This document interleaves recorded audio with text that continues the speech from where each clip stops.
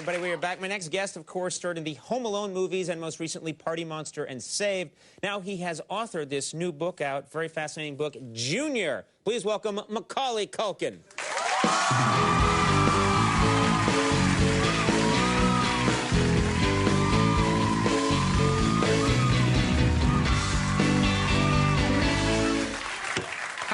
Good. How you doing? I'm doing very well. All Please. liquored up? Yeah, I'm all liquored up now. Nice. I must stink. No, I didn't have that much. I didn't get crazy because my whole pompadour just falls when I drink. I can't have that. Now, there's a lot to talk about here. First of all, and we won't get too far into it because it's very hard to explain, but this is not really a memoir. It's sort of part memoir. It's drawing from your life, but it's also some fiction. Yeah, it's kind of, I guess it's part real and part totally made up. It's a fun just collection of short stories and essays and just a mishmash of just weird things. Right, and sort of drawing from your life, as any author would. And one of the strange things that caught my eye right away is I flipped just accidentally to the dedication page.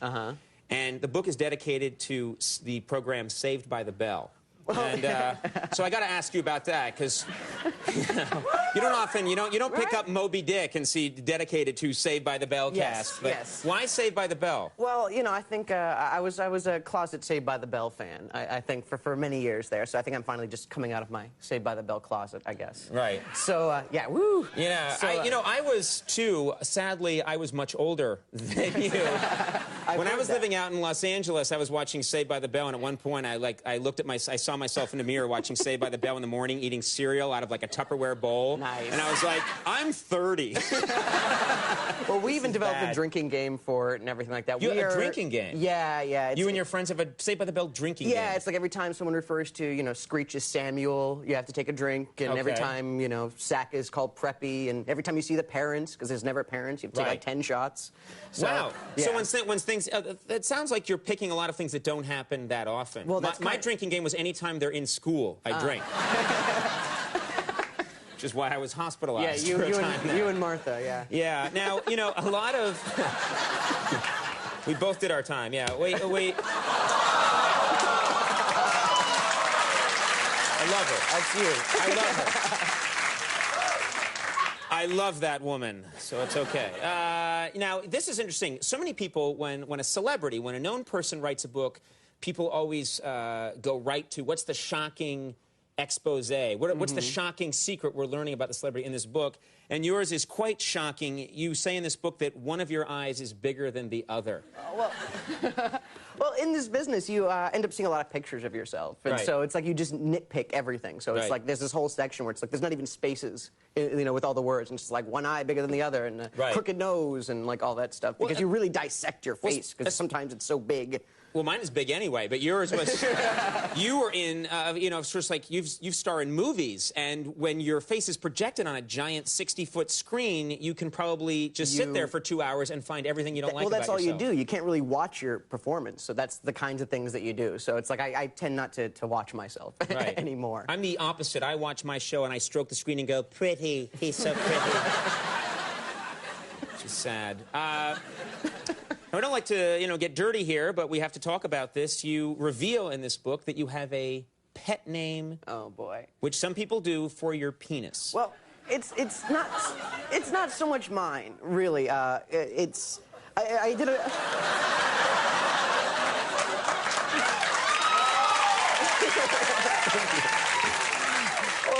So whose penis do you have a pet name for? Oh, boy. No, I was doing I had to do I'm getting confused here. It's all crazy. It's a rich tapestry. Yeah. No, I was doing I had to do like a reading, and I did a Q&A afterward, and somebody asked me like, where'd you come up with the name Floyd? Yeah, now this is what I want to ask you about. The nickname for your penis is Floyd, which is the name of a barber. It's. I didn't come up with it. Okay. Like, if I was going to come up with it, it would have been like Krull, the Conqueror, or like or like something like Enrique, But no, Enrique. I don't know. Something Latino or something. You'd have to draw a mustache on it at that point. Enrique, ¿qué pasa? No, Very crazy. It was kind of bestowed upon me, I guess you could say. Floyd, yeah, it just doesn't sound like beware, Floyd. That's. If I was going to pick something, it probably wouldn't have been that. But there you go. It's now the world it's in print. It's in print. You can talk about it now. Now, one talent you have that I didn't realize that you had was that you are you love tongue twisters, and actually occasionally you apparently like to write them. Yeah, it's just fun. Sometimes it's kind of just more of a phase, I guess. But I was like, how many H words can I put in a paragraph, or you know, that kind of thing. And you did. You jammed a whole bunch of. You actually wrote a very difficult tongue twister with H. All words starting in H. all those kind of things. I think it was more of a phase than anything else. But a bunch of them kind of found their way in there. So it's a fun book full of just fun little things like that. You know? Right. Yeah. Did you, and you know one of, do you know your H tongue twister? Well, it was so long ago when I wrote it, so I don't know. Do you want me to say it or something? Yes, I do. Oh my God. Well, I'm not sure if I can get through the whole thing, but it's like Heidi was her name, hiding was her game. When Heidi hid, horses halted, hot-headed hares hopped hopelessly hither, and homeless Harriets huddled over heaping helpings of hummus. Heidi would huddle humbly, hoping or hiding help her hearing, and just keeps going.